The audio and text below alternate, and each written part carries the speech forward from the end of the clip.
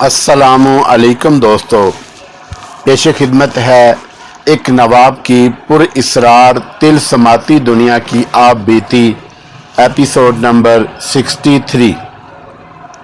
सुना सिकंदर, हमीदुल्लाह ने मुझे कहा, मैंने कहा था ना कि आफताब हमें धोखा नहीं देगा। उसे बड़ी खूबसूरत कैद में रखा गया था, वहाब ने कहा, लेकिन वो तो बड़ा ही पक्का निकला। उसने कहा था कि वह फरार होने की कोशिश करेगा। मैंने उसे कहा कि मैं फरार में उसकी मदद करूंगा, लेकिन उसने मुझे रोक दिया। कहने लगा कि तुम मेरी कोई मदद नहीं कर सकते, ना ही मैं तुम्हें पकड़वाना चाहता हूं। कल सुबह ही पता चला आफताब की लाश दीवार के बाहर पड़ी है। उसे 2 गोलियां लगी थी, पीठ की तरफ से लगी थी और सीने से निकल गई। मारा किस तरह गया? हमीदुल्लाह ने पूछा। मैंने मालूम किया है, वहाब ने जवाब दिया। वो इस गलत फहमी में पड़ा रहा कि उस पर कोई पहरा नहीं, लेकिन सीआईडी के 2 आदमी मामूली से नौकरों के भेस में उसके दरवाजे पर और उसकी हर हरकत पर नजर रखते थे। जिस तरह मुझे बताया गया है वो यूं है कि वो रात को कमरे से निकला। उसे ये यकीन था कि वो बाहर वाले गेट में से नहीं निकल सकता। कहता था कि वह वहां जरूर पहरा लगा होगा जो उसे रोक लेगा। वो रात को दीवार के उसी हिस्से की तरफ चल पड़ा जहां से हमने आपको निकाला था। आफताब ने एक रस्से का इंतजाम कर लिया जो उसने दीवार पर फेंका। ये एक किक्कर में फंस गया। वो दीवार पर पहुंच गया। उसे मालूम नहीं था कि सीआईडी के आदमी छुप छुप कर उसके ताक़ुब में आ रहे हैं। वो ये देख रहे थे कि ये शख्स करेगा क्या। जब वो रस्से के जरिए ऊपर चढ़ रहा था तो दोनों आदमी उसे पकड़ने के लिए दौड़े। उनके पहुंचने तक वो दीवार पर चढ़ चुका था और रस्सा समेटकर दूसरी तरफ फेंकने वाला था। उन दोनों आदमियों के पास कपड़ों के अंदर छुपाए हुए रिवाल्वर थे। उनमें से एक ने आफताब पर 2 फायर किए और आफताब दीवार के बाहर जा पड़ा। फायर करने वाला हेड कांस्टेबल था। उसे हिरासत में ले लिया गया है क्योंकि आफताब को गोली नहीं मारनी थी बल्कि जिंदा पकड़ना था। वो डीएसपी वान के कत्ल की वारदात में बड़ा अहम गवाह था। तुम ये तो नहीं बता सकोगे कि पुलिस अब क्या कर रही है? मैंने पूछा। और महल में क्या हो रहा है? महल की दुनिया अपने मामूल पर आ गई है, वहाब ने जवाब दिया। अंग्रेज अफसर जा चुके हैं। सब इंस्पेक्टर सूफी ख्वाजा साहब के फरार के सिलसिले में मुअत्तल हो चुका है और एक नया थानेदार आ गया है। नए नवाब साहब का क्या हाल है? हमीदुल्लाह ने पूछा। वही जो नवाबों का हुआ करता है, वहाब ने जवाब दिया। पता चलता है कि जैसे उसे मालूम ही नहीं या उसे परवाह ही नहीं कि उसकी राजधानी में क्या हो चुका है। नवाबजादा साहब, अब मुझे बताएं कि मैं आपके किस काम आ सकता हूं। हमीदुल्लाह खान बड़ी गहरी सोच में खो गया। कच्चे से मकान के उस कमरे में जिसमें एक दिया टिमटिमा रहा था, सकूत छा गया। वहाब, हमीदुल्लाह ने कहा, कभी तुम्हारी दोस्ती की कीमत अदा करूंगा। तुम जानते हो कि मैंने अहद किया है कि नवाबी की इस गद्दी पर जो भी बैठेगा उसके लिए ये गद्दी फांसी का तख्ता बन जाएगी। तुम्हें याद है मैंने अपने बाप को जंगल में पकड़ा था जब वो शिकार खेलने गया था और उसने रात वहीं गुजारी थी। याद है? वहाब ने कहा। मैं तो साथ नहीं था, आपने ही सारा वाकया सुनाया था। आपका ये भाई भी शिकार का शौकीन है, बल्कि नवाब साहब की निस्बत ज्यादा शौकीन है। मैं तुम्हें यही कहने वाला था, हमीदुल्लाह खान ने कहा। अगर तुम्हें 2-3 रोज कबल पता चल जाए कि वो शिकार खेलने जा रहा है तो मुझे इत्तला दे देना। उससे हिसाब बेबाक करना है। मैं आज कितनी आसानी से उन दोनों की दास्तान सुना रहा हूं जैसे ये बच्चों का खेल था जो हमने खेला था। उसे कत्ल कर दिया, फरार हो गए। नवाब से हिसाब बेबाक करना है। हिंदुस्तान को आज़ाद कराना है। किसी को फरार कराना, किसी को हलाक करना, ये सब नॉर्मल जहन की बातें नहीं और ये नॉर्मल जिंदगी का मामूल नहीं। लेकिन इंसान जलती हुई किसी इमारत के अंदर फंस जाए और निकलने का रास्ता ना मिले, जल कर मर जाना यकीनी नजर आने लगे, तो इंसान खाली हाथों से लोहे के दरवाजे और खिड़कियां तोड़ने की कोशिश करता है। कभी तोड़ भी लेता है, उन कमरों में से भी गुजर जाता है जिनमें से हर चीज जल रही होती है। दूसरी, तीसरी और कभी चौथी और पांचवी मंजिल से भी कूद जाता है, और अगर जिंदा रहे तो वो अपने कारनामे को खुद भी तस्लीम नहीं करता और ऐसा बुज़दिल बन जाता है कि बाकी उम्र दिया सलाई के शोले से बदकता और डरता रहता है। कहते हैं कि इंसान हालात का गुलाम है। मेरा तजुर्बा कहता है कि इंसान हालात को गुलाम बना सकता है। मेरी कहानी इसीलिए सनसीखेज है कि मैं हालात से टकरा गया था। यूं भी कहा जा सकता है कि हालात मुझसे टकरा गए थे और मैंने हालात का चैलेंज कबूल कर लिया था। महल या महल्ले की हदूद में जीने वालों की जिंदगी में सनसनी और हंगामे पैदा नहीं हो सकते। और ये भी सुन लें कि इंसान के अंदर कुव्वत के और कुव्वत बर्दाश्त के बेबहा खजाने मौजूद हैं। ये इंकिशाफ मेरा नहीं, ये तो अल्लाह की बताई बात है। अलबत्ता एक नुक्ता है जो समझ में आ जाए तो इंसान पहाड़ों के जिगर चाक कर सकता है। नुक्ता यह है कि जिस्म गुनाह की गलाजत से और जहन गलीज ख्यालात से पाक रहे तो इंसानी फितरत की सारी कुव्वतें बेदार हो जाती हैं। हटाएं इस फलसफे को। वैसे भी एक मफरूर कातिल के मुंह से फलसफा और पंदो नसीहत अच्छी नहीं लगती। आप तो कहानी सुनना चाहते हैं। अगर आपको जिंदगी के फलसफे के साथ दिलचस्पी हो तो वाकयात और हादसात आपको फलसफा समझा देंगे। वो गांव जिसमें हमने पनाह ली थी छोटा सा गांव था जिसमें छोटे दर्जे के लोग रहते थे। उन्हें छोटा इसलिए रहना दिया गया था कि बड़े लोग उन पर हुकूमत कर सकें। अगर चोर ना हो तो थानेदार भी ना हो। हमारी ट्रेनिंग के एक उस्ताद ने कहा था कि थानेदार को थानेदार कहने के लिए मुआशरे में चोरों का वजूद लाजमी समझा जाता है। ऐसे ही तरक्की याफ्ता जहन के लोग लाखों करोड़ों इंसानों को सिर्फ इसलिए जहनी पस्तमानदगी में रखते हैं कि उनसे नवाब, महाराजे, वजीर आजम और बादशाह कहला सकें। वो गांव जिसमें हमने जा डेरे डाले थे नवाबों, महाराजों और हाकिमों के आगे झुककर सलाम करने वाले लोगों का गांव था। डाकुओं के लिए बड़ी अच्छी पनाहगाह थी। इस गांव के लोग डाकुओं और बड़े बड़े राहगीरों को एक तो इसलिए पनाह देते थे कि उनसे डरते थे और ज्यादातर इसलिए कि डाकू और राहगीर उन्हें पैसे देते थे। वहां ऐसे डाकू भी रह गए थे जिन्होंने गांव की एक दो बेटियों के जहेज भी बना दिए थे। गांव वाले डाकुओं को पुलिस के छापे और गिरफ्तारी से बचाने के लिए अपने 2-3 आदमी गांव के इर्द गिर्द पहरे पर खड़े रखते थे। ये मैं उस वक्त की बात सुना रहा हूं जब डाकुओं का भी कुछ किरदार होता था। आज साहबे किरदार भी किसी न किसी रंग में डाकू और राहजन हैं। मैं मासूम से उस गांव की बात कर रहा हूं जहां डाकू, राहजन और हम जैसे मफरूर मुजरम पनाह लिया करते थे। जमीन का वो खित्ता बहुत ही खूबसूरत था। हर सू हरियाली, गांव को सरसब्ज और बुलंद टीकरियों ने अपनी आगोश में ले रखा था। टीकरियों के ऊपर भी घने दरख्त थे, उन ढलानों पर भी और उनके दरमियान भी दरख्तों की बहुताब थी। घास ऊंची, कहीं कहीं सरकंडों का जंगल भी, और उनके दरमियान कुदरत ने जोहर सा बना रखा था जो बरसात में पानी से भर जाता, फिर ये दलदल में तब्दील हो जाता। पौधे जो पानी में उगे थे वो दलदल में भी खड़े रहते थे और ये इतने ज्यादा होते थे कि किसी अजनबी को पता नहीं चलता था कि ये लंबूतरे से और सब्ज पौधे दलदल में खड़े हैं। अक्सर कोई ना कोई अनजान आदमी या जानवर दलदल में धंस कर रह जाता और उसे निकालना मुश्किल हो जाता। टीकरियों के पीछे एक तरफ ऊंची चट्टानें और तीन अतराफ उन लोगों की खेतियां थीं। कभी कभी रात को शिकार के ताक़ुब में धारीदार शेर भी उधर आ जाता।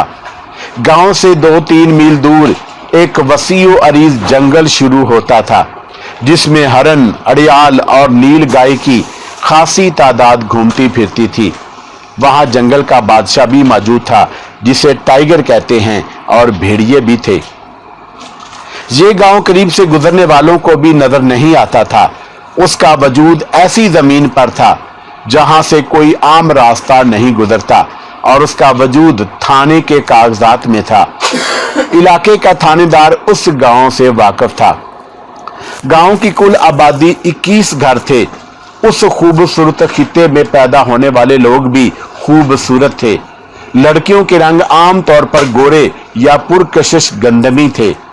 कोई डाकू और राहजन यहाँ पनाह लेने आता तो खूबसूरत लड़कियां, जवान औरतें उनके सामने जाती और उनकी देखभाल करती थीं। लेकिन मुजरिम जहनीत के ये आदमी जो डाकू और राहजन कहलाते थे, उन्हें वैसी ही साफ नजरों और नीयत से देखते थे जैसे वो अपनी बहनों और बेटियों को देखते होंगे। वो गांव वालों का नकद इनाम तो दे देते थे, लेकिन सबसे बड़ा इनाम ये होता है कि किसी को इज्जत दी जाए और उसकी इज्जत की हिफाजत की जाए। उस गांव में कोई नंबरदार ना चौकीदार ये किसी दूसरे गांव की नंबरदारी में आता था। यहाँ सब नंबरदार और चौकीदार थे। उनमें बूढ़े भी, जवान भी, और उनमें कम सन लड़के और बच्चे भी थे। वो हमारे पास आते और हम उनके साथ उठते बैठते और गपशप लगाते। उन्होंने कच्चे 3 मकान बना रखे थे जो खाली पड़े रहते। ये उन्होंने हम जैसों के लिए बनाए थे। उनकी औरतें भी हमारे साथ बेतकल्फी से बातें करती जैसे हम इसी गांव में पलकर बड़े हुए हों। कभी तो जी में आती कि हमेशा के लिए इसी गांव में रह जाऊं, कहीं भी ना जाऊं और इन लोगों जैसी जिंदगी बसर करूं। यह पूरा गांव मुसलमानों का था। कुछ दिन और इसी गांव में गुजर गए थे। ख्वाजा साहब अब चंद कदम अपने सहारे चल लेते थे। मैं उन्हें इस हालत में देखता तो गुस्से से मेरा खून खोलने लगता। मैं उन्हें अपना पीरो मुर्शिद समझता था और मैं ये भी समझता था कि उन्हें हालात से फरार करा के हमने बड़ी नेकी की है। एक नई लड़की गांव में आई। साफ सुथरे रंग की जवान लड़की थी। उसके जिस्म की साखत में अजीब सी कशिश थी। देखने वाला उससे नजरें जरा मुश्किल से ही हटा पाता। मैंने पहले उस लड़की को गांव में नहीं देखा था। मालूम हुआ कि वो इसी गांव की लड़की है और अपने ससुराल से आई है। उसकी शादी हुए अभी 6 महीने गुजरे थे। मैंने उसे यूं देखा कि गांव में से बाहर निकल गया था। अकेले बैठे बैठे दम घुटने लगा था। हमीदुल्लाह और शहनाज मियाँ बीवी थे, एक दूसरे में मगन रहते। ख्वाजा साहब को मैं उनकी जिस्मानी हालत की वजह से परेशान नहीं करता था। उन्हें आराम की जरूरत थी। हमीदुल्लाह के 2 साथी अलग रहते, उनके साथ मेरी हमख्याली नहीं थी। मैं बाहर निकल गया। वापस आ रहा था तो ये लड़की अचानक मेरे सामने आ गई। मुझे यूं लगा जैसे वो कहीं से आ नहीं रही थी, बल्कि ऊंची घास की ओट में बैठी थी या दरख्त के तने के पीछे छुपी खड़ी थी। उसके होंठों पर हल्की सी मुस्कुराहट थी और एक तासुर उसकी आंखों में भी था। मैं इस किस्म की मुस्कुराहट और आंखों के इस तासुर को बड़ी अच्छी तरह समझता था। उनमें तशंगी सी थी। एक मुस्कुराहट वो होती है जिसे अदबी जुबान में दावते गुनाह कहा जाता है। उसमें आंखों की मुस्कुराहट भी शामिल होती है। लेकिन इस लड़की ने मुझे जो तासुर दिया वो ऐसा था जैसे ये मेरे साथ दिल की कोई बात करना चाहती है। बात बेकारी ऐसे होते हैं जो मुंह से कुछ नहीं कहते, कपड़ों और झुलिये से बेकारी लगते भी नहीं, लेकिन वो अपने चेहरे पर और अपनी आंखों में ऐसा तासुर पैदा कर लेती हैं जैसे ये आपसे कुछ मांग रहे हैं या उनके जीने में कोई दुख है जो आपके सामने रखना चाहते हैं। आप खुद ही रुक जाते हैं। आप उन्हें यह कहना ही नहीं चाहते कि बाबा जी माफ करो। कुछ ऐसा ही तासुर उस लड़की के होंठों पर और आंखों में था जो उसके सारे ही चेहरे पर फैल गया। उसकी तरफ ना देखने के इरादे के बावजूद मैं उससे नजरें ना हटा सका और मेरे कदम रुकने लगे। मैं पहले ही ये बता चुका हूं कि उस लड़की में इतनी कशिश थी कि उससे नजरें हटाने में जरा मुश्किल पेश आती थी। तुम भी इनके साथ हो? मैं जब उसके करीब पहुंचा तो उसने पूछा। हाँ, मैंने जवाब दिया, मैं भी तुम्हारे गांव का मेहमान हूं। यहाँ किस लिए खड़ी हो? तुम कहाँ गए थे? उसने पूछा। वैसे ही बाहर निकल गया था। मैं भी वैसे ही इधर आ गई थी, उसने कहा। उसने मुझे सर से पांव तक देखा, फिर उसकी नजरें मेरे पांव से ऊपर उठी। उठते उठते मेरी आंखों में ठहर गईं। मैं बच्चा तो ना था। उसकी नजरों ने मेरी नजरों को जो पैगाम दिया वो मैं समझ गया, लेकिन मैं उसे उसके सिवा किसी और नजर से देख ही नहीं सकता था। ये मेरे मेजबानों की बेटी है, बल्कि ये उनकी बेटी है जिन्होंने मुझे पनाह दी। मैं मुस्कुराया। शुक्रिया की मुस्कुराहट थी और मैं चल पड़ा। ठहरो, मुझे उसकी सरगोशी सुनाई दी। मैं रुक गया। बहुत जल्दी में हो? उसने पूछा। क्या जल्दी है? जल्दी यही है कि मैं तुम्हारे पास ज्यादा देर खड़ा ना रहूं। कुछ देर खड़े रहोगे तो क्या हो जाएगा? उसने पूछा। अच्छा नहीं लगता, मैंने कहा। तुम्हारी बीवी है? उसने पूछा। नहीं, मैंने जवाब दिया। बीवी होती तो मैं यहाँ छुपा हुआ ना होता। उसकी मुस्कुराहट कुछ और फैल गई और उसकी आंखों का तासुर इतना नुमायां हो गया जैसे कागज पर लिखे हुए अल्फाज पढ़े जाते हैं। मैं कुछ और कहे बगैर गांव की तरफ चल पड़ा। मैं जानता था कि लड़की मेरे पीछे पीछे नहीं आ रही और वो मेरी तरफ ही देख रही होगी, लेकिन मैं बड़ी शिद्दत से महसूस कर रहा था कि उसकी नजरें तीरों की तरह मेरी पीठ में उतर रही हैं। गांव तक पहुंचकर मैंने पीछे देखा, वो मुझे नजर ना आई। वो हरियाली के समंदर में डूब गई थी। मैं एतराफ करता हूं कि ये लड़की मेरे ज़हनो दिलो दिमाग पर सवार हो गई। घर में दाखिल होकर मैंने महसूस किया जैसे वो भी मेरे साथ कच्चे से उस मकान में आ गई हो। उसे ज़हन से निकालना मुश्किल हो गया। लड़की के चेहरे पर मासूमियत थी, वो ऐसी लगती नहीं थी। गुनाह चेहरे पर लिख दिए जाते हैं, पढ़ने के लिए आंखें चाहिए। मैं उस रात भी कुछ परेशान रहा। मैं अपने आप को यह समझा रहा था कि फिर कभी उस लड़की के से आमना सामना नहीं होना चाहिए। अपने आप को किसी बात पर लाने के लिए मुझे ज्यादा तगोदो नहीं करनी पड़ी थी। उस लड़की को ज़हन से निकालने में मुश्किल तो पेश आई, लेकिन आखिर में कामयाब हो गया और सुकून की नींद सो गया। सुबह सवेरे बाहर निकला। ये मेरे रोजमर्रा का मामूल था। सूरज अभी टीकरियों के अकब की बुलंद चट्टानों के पीछे था जब मैं वापस आ रहा था। गांव के कुछ आदमी अपने खेतों को चले गए थे। मैं दलदल के किनारे वाले सरकंडों के करीब से गुजर रहा था कि वो कल की तरह अचानक सामने आ गई। खेतों को जा रही हो? उसने आहिस्ता से सर हिलाया कि वो खेतों को नहीं जा रही। उसके चेहरे पर कल वाला ही तासुर था, लेकिन कल से ज्यादा गहरा और नुमाया। उसके होंठों पर मुस्कुराहट नहीं, बल्कि होंठ अध खुले थे और उसकी आंखें उस भिखारी की तरह भीख मांग रही थी जो जुबान से नहीं बोला करता। मैं चल पड़ा। आज भी जल्दी में हो? मैं हर रोज और हर वक्त जल्दी में होता हूं, मैंने कहा। करते क्या हो? उसने शर्मीली सी आवाज में कहा। सारा दिन बेकार बैठे रहते हो। तुम पहली लड़की हो जिसने मुझसे पूछा है कि मैं क्या करता हूं, मैंने कहा। क्या तुम्हें मालूम नहीं? क्या तुम डाकू हो? उसने पूछा और मेरे जवाब का इंतजार किए बगैर कहने लगी, नहीं, तुम डाकू नहीं हो सकते। क्यों? मैं डाकू क्यों नहीं हो सकता? डाकू तुम जैसे तो नहीं होते, उसने कहा। तुम तो इतने अच्छे हो। मैं उसके साथ इतने ज्यादा मकालमे बोलने के लिए रुकना नहीं चाहता था। मेरी नीयत बिल्कुल साफ थी, लेकिन कोई देख लेता तो उसे यही नजर आता कि मैं गांव की एक नौजवान लड़की के पास सरकंडों की ओट में खड़ा बातें कर रहा हूं। नीयत तो किसी को नजर नहीं आती। मेरी एक बात मानोगी? तुम हुक्म दो, उसने जवाब दिया। एक नहीं, मुझसे 100 बातें मनवाओ। सिर्फ एक बात, मैंने कहा। इस तरह मुझे रास्ते में ना रोक लिया करो। क्यों?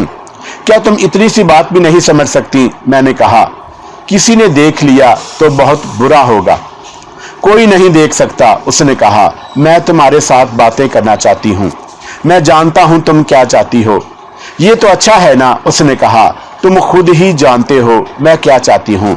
मैं कुछ और कहे बगैर वहां से चल पड़ा। अगले रोज वह मेरे घर आ गई। हमारे लिए रोटियां और मक्खन लाई थी।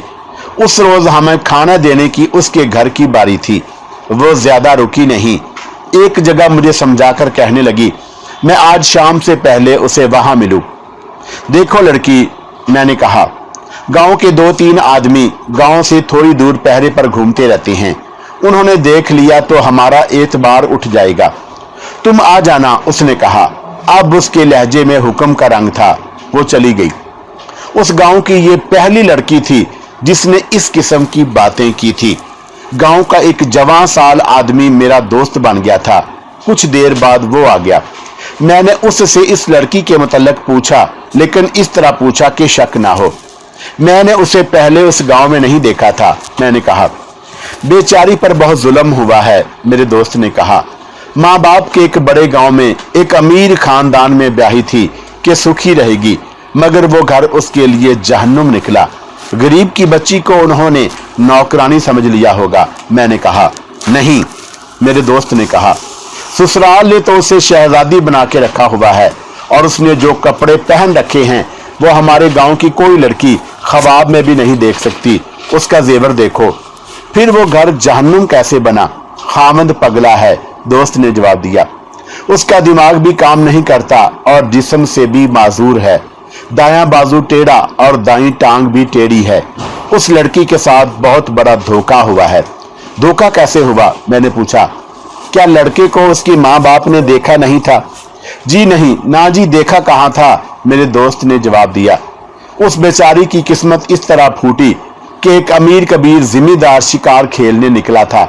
एक जख्मी हरण के ताकों में घोड़ा दौड़ाता वो उस गांव के करीब आन पहुंचा। हरण यहीं आ गिरा। ये लड़की शमो कहीं उधर ही थी। अमीर शिकारी ने उसे देखा और पूछा कि वो किसकी बेटी है। शमो ने अपने बाप का नाम बताया। वो शख्स शमो के घर आ गया। मालूम नहीं उसने शमो के बाप को कैसे कैसे सबज बाग दिखाए कि वो मान गया, और ये जिम्मेदार अपने बेटे के लिए लड़की का रिश्ता लेकर आ गया। धोखा ये हुआ कि बारात आई तो सारे गांव ने दुल्हा को देखकर उंगलियां दांतों तले दबा ली।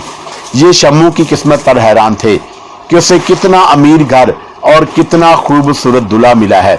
लेकिन लड़की जब पहली बार ससुराल से वापस आई तो वो रोती हुई आई। उसे तो दूल्हा दिखाया ही नहीं गया था। सहेलियों ने उसे बताया होगा दूल्हा बहुत खूबसूरत है। उसने आकर माँ को बताया कि उसका दूल्हा पागल है और जिस्मानी लिहाज से भी माजूर है।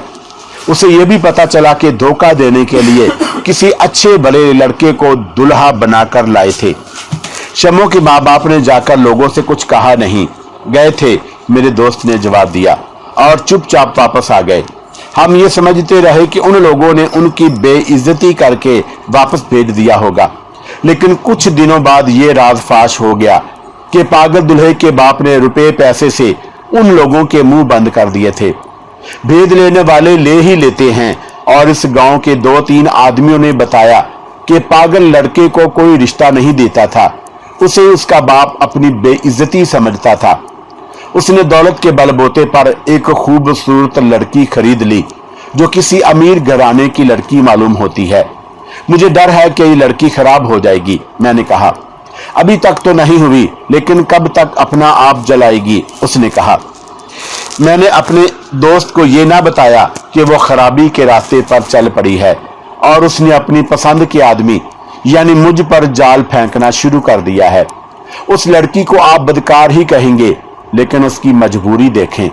उसे तो इंतकामन भी बदकार हो जाना चाहिए था, और नफसियाती तौर पर भी उसका खराब होना फितरी अमर था। मैं उसके लिए क्या कर सकता था? उसने मुझे खुफिया मुलाकात के लिए बुलाया था, लेकिन मैंने ना जाने का फैसला कर लिया था। इस दौरान हमीदुल्लाह और शहनाज के साथ भी मेरा वक्त गुजरता रहा, और ख्वाजा साहब के साथ भी। दोपहर के खाने के बाद हमीदुल्लाह और शहनाज दरवाज़ा बंद करके सो जाया करते थे, और मैं कभी सोने की कोशिश करता, कभी बेदार रहने की। मेरे लिए वक्त गुजारना खासा मुश्किल हो गया था। अगले रोज दोपहर के वक्त शमो आ गई। मैं लेटा हुआ था। शम्मो मेरी चारपाई के पास फर्श पर बैठ गई। तुम आए नहीं, उसने कहा। शम्मो, मैंने उसे कहा, मुझे अपनी बदनामी का कोई डर नहीं, मैं तुम्हें बदनाम नहीं होने दूंगा। और शम्मो, मैं बदमाश आदमी नहीं, मेरी आंखें अपने और पराई को पहचान लेती हैं।